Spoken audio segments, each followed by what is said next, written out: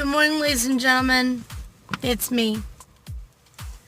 A lot of you folks are asking me why in the world do I have a blanket draped over me. Well, let's just be honest.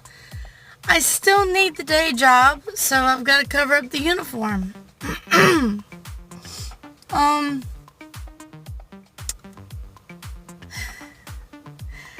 At least I'm getting feedback. It's better than what it used to be. So,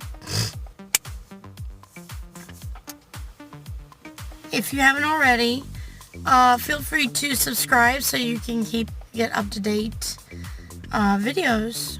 So, hey, I've already had some people ask me to talk about my research on self-discovery. Well, I always knew from a very early age that I was, that I was different, you know? I didn't know what it really was until I became a teenager. Well, most of the things were things that my grandmother would tell me or my mom would tell me. And I would start from there and I would research it. And I would almost wear out the entire subject matter. Well, when I was young, I would go to a psychologist and I would tell them of the things I was feeling and seeing. A normal psychologist is going to tell you that there's something wrong with you. If you feel like you're not alone, and you know you should be alone in a room, but you feel like that there's a presence, and you can tell that you have this certain, I guess, sixth sense that you know exactly what it is or sometimes who it is. Usually, the first thing I would recommend is learning how to control your feelings and thoughts. Because during this, your imagination can run wild because you're constantly questioning, like, what is this? Could it be this? Could it be that? Could it be this, that, and the other? Well, when you're questioning anything like that, your imagination can and will run wild, and it will put fear in you.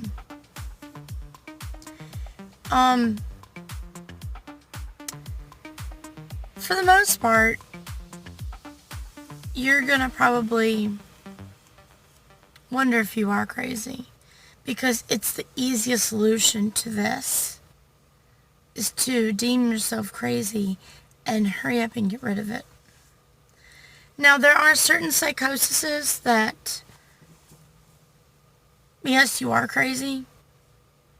I'm not saying in a rude way. I'm saying there could be something chemically wrong with you.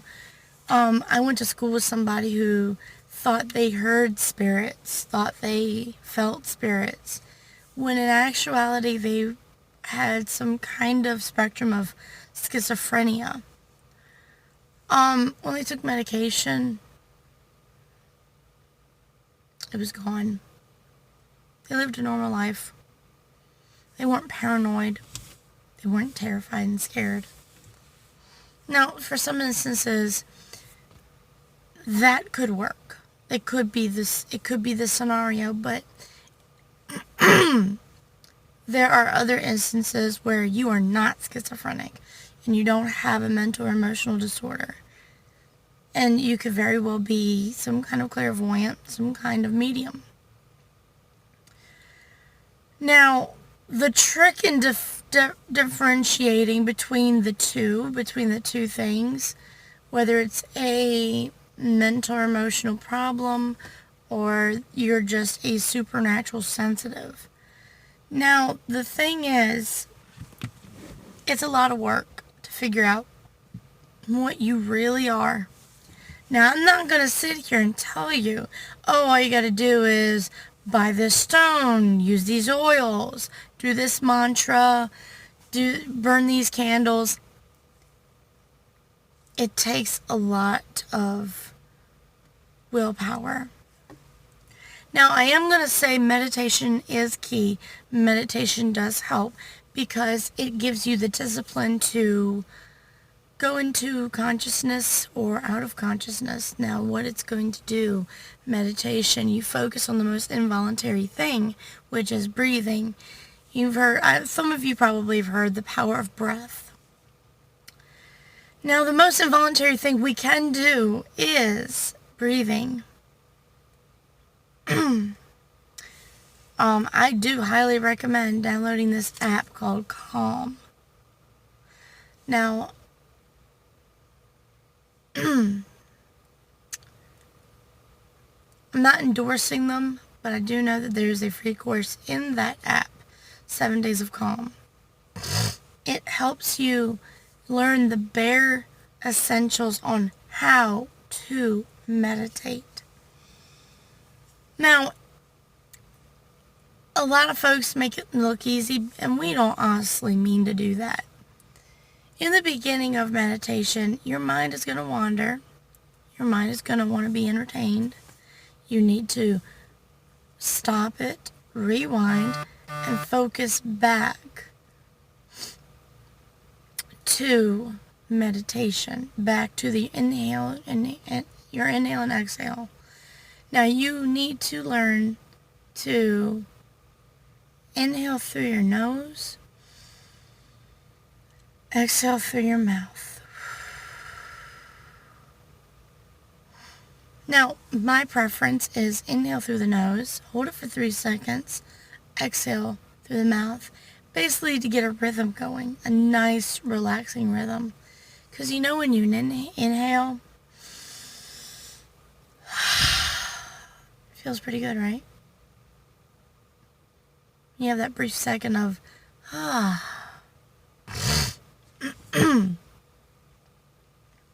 Now, to figure out if you're going crazy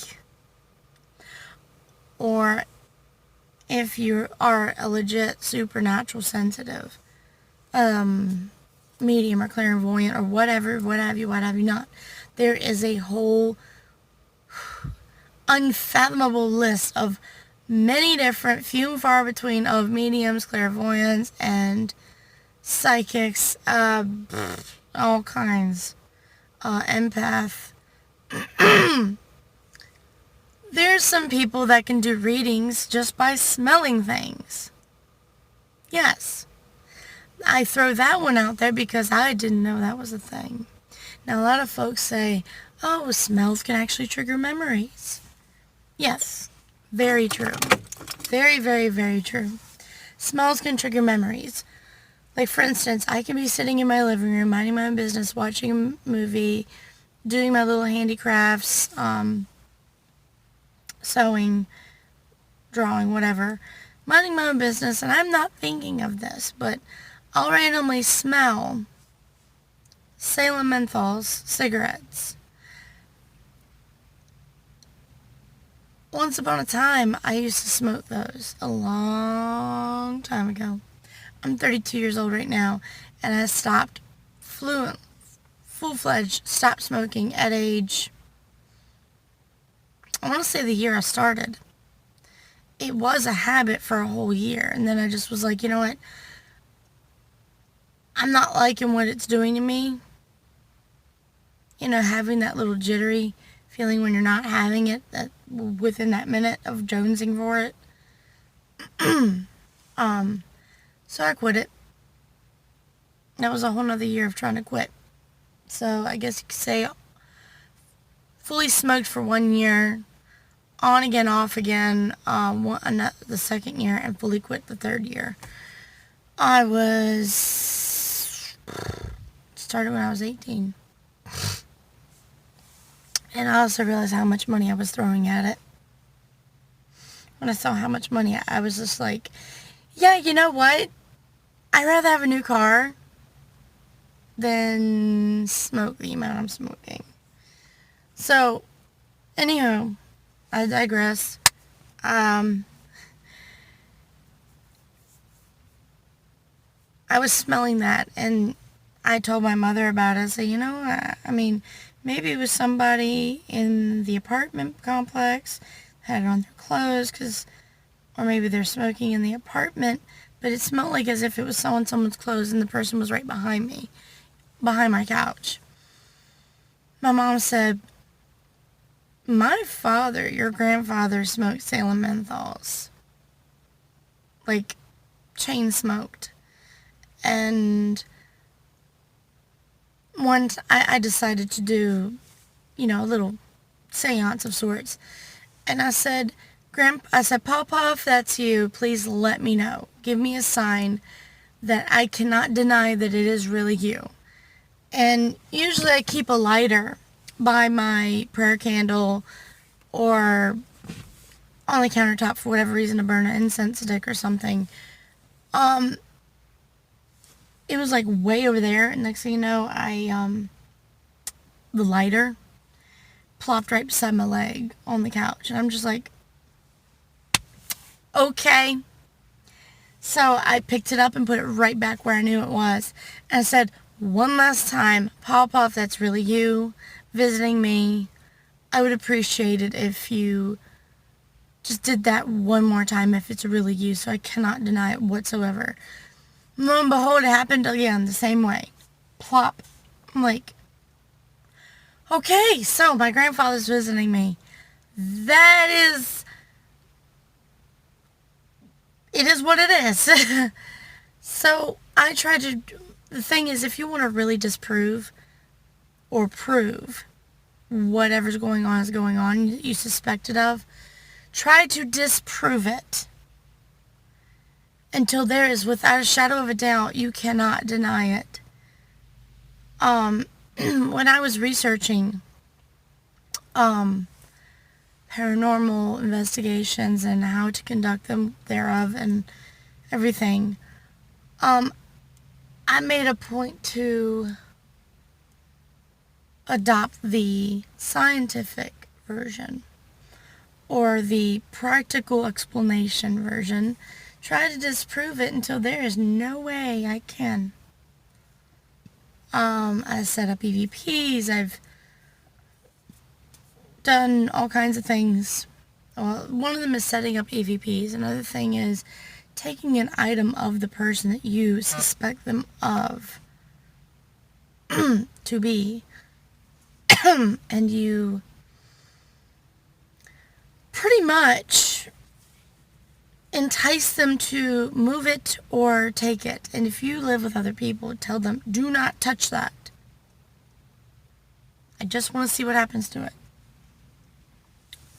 So, there are recording devices that you can actually download or purchase that will give you a crisp, clear EVP. It takes white noise and it pretty much dissects the noise of the white noise as if, no one's home.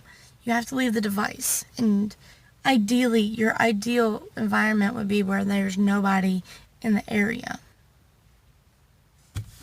So you can count and recollect every noise that happens. So when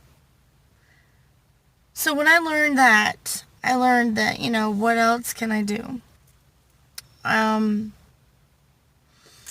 That is only one scratch upon the surface, and that was the very first stepping stone as to my self-discovery.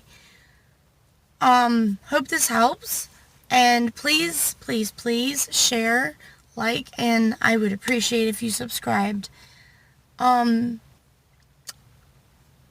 yeah, I wish everyone has a really good day today, and love and light to you all.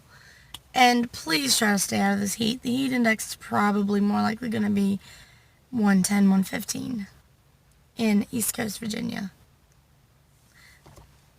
Bye.